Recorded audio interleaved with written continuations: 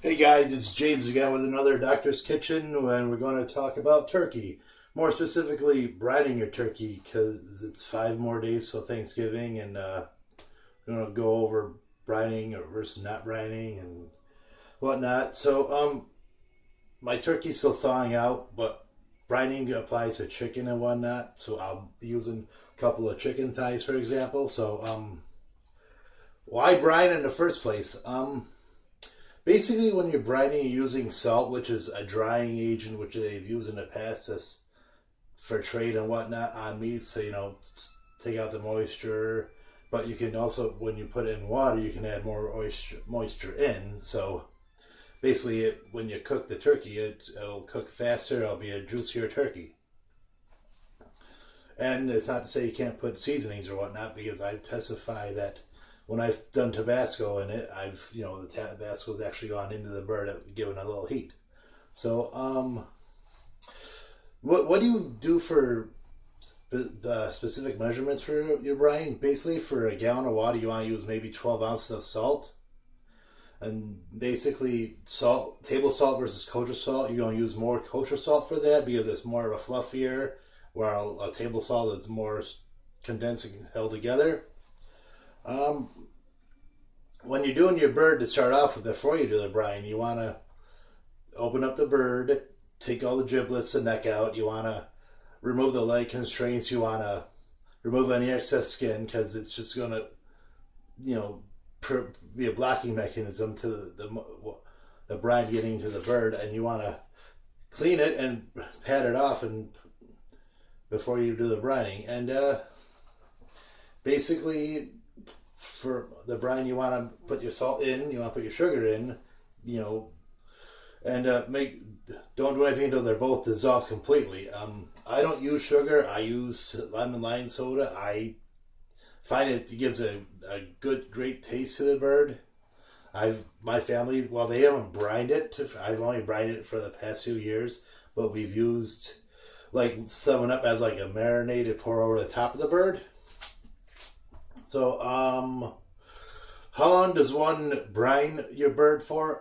Basically, depending on the weight of the size of the bird, it can go from anywhere from 12 hours to 2 days of brining. If you say you use, like when we use the chicken thighs, it's going to take 1 to 2 hours. If you're doing your brining for the first time, you probably want to go to the low end, because just to see how it tastes. If you find it, that it doesn't have a taste to it, or it's not juicy enough, you might want to go further on down the line with it. So when you're brining your bird, it's got to be in a cooler. It's got to be in a refrigerator. Bacteria breeds between 40 degrees and 165 degrees. So if you're going to just brine it in a kitchen sink all night and just let it sit there, it's going to be a hotbed for bacteria, and you're going to end up with the Thanksgiving with foodborne illnesses instead. So who really wants that? So I already prepared a brine. I've used some 7-Up, some Frank's Red Hot, and I've put some salt into it. I've simmered on a stove for a little bit until you don't boil it at all. You just simmer it, make it a little hot until your salt and your sugar is dissolved, and you let it cool for like 20 minutes. So I'm going to put it on my 2 chicken thighs now. You want to make sure that the thighs are completely, your poultry is completely submerged in the brine. Obviously for the taste and whatnot. If you're using, say, a pot or whatever in the refrigerator, you want to make sure there's a heavy plate or a heavy bowl to make sure that it doesn't float. So my thighs are completely covered with the brine.